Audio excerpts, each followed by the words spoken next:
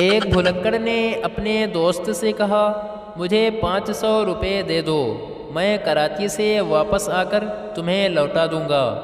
دوست نے پوچھا، تم کراچی سے کب لوٹو گے؟ بھلکڑ نے کہا، کراچی کون جا رہا ہے؟ ایک جگہ دیوار پر کچھ اشتہار اس طرح لگے ہوئے تھے کہ ان کی عبارتیں آپس میں مل گئی تھیں کہ آج ایک سیاسی جماعت اور مشہور چیٹیوں کے درمیان ایک میچ کھیلا جا رہا ہے جس کے ستارے ہیں گھوڑا، چابی اور مہمان۔ اداکار صابن آپ سے درخواست ہے کہ مرغ کھانے کے لیے اسٹیڈیم میں آ کر ہر قسم کا کپڑا خریدیں۔ ایک موٹا آدمی ہاتھی پر بیٹھا جا رہا تھا کہ بچے اسے دیکھ کر ہنسنے لگے۔ موٹے آدمی نے پوچھا، کیا تم لوگوں نے کبھی ہاتھی نہیں دیکھا؟ بچوں نے کہا، ہاتھی تو دیکھا ہے مگر ہاتھی کے اوپر ہاتھی نہیں دیکھا۔ ایک دیہاتی ریل میں سفر کر رہا تھا کہ ایک نوجوان بھاگتا ہوا آیا اور کہا، بھائی گاڑی میں میرے لیے جگہ رکھنا، میں ٹکٹ لے کر ابھی آتا ہوں۔ دیہاتی نے کہا، آ جاؤ، جگہ خالی ہے۔ نوجوان بولا، میرے ساتھ میری فیملی بھی ہے۔ دیہاتی نے کہا، فیملی مجھے کھڑکی سے پکڑا دو۔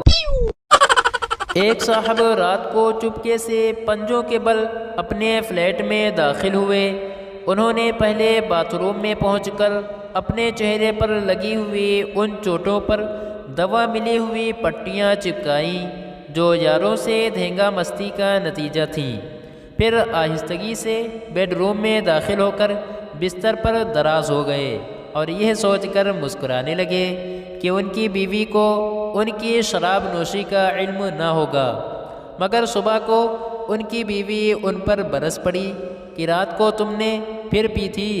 انہوں نے انکار کیا تو بیوی بولی، اگر تم نشے میں نہیں تھے تو پھر باتھ روم کے آئینے پر دوا ملی ہوئی پٹیاں کس نے چپکائی ہیں؟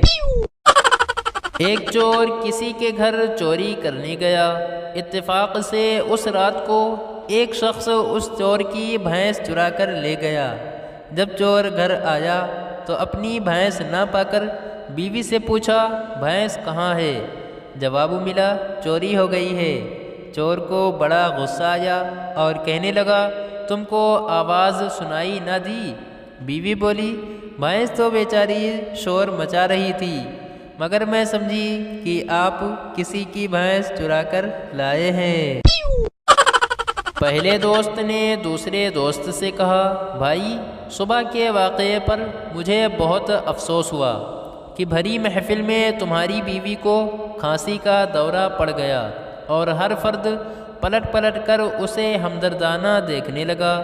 دوسرا دوست بولا، تمہیں اس واقعہ کا افسوس نہیں کرنا چاہیے۔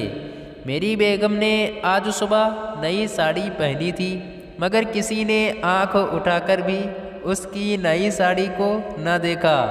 اس کو کھانسی کا دورہ شوقیہ پڑا تھا۔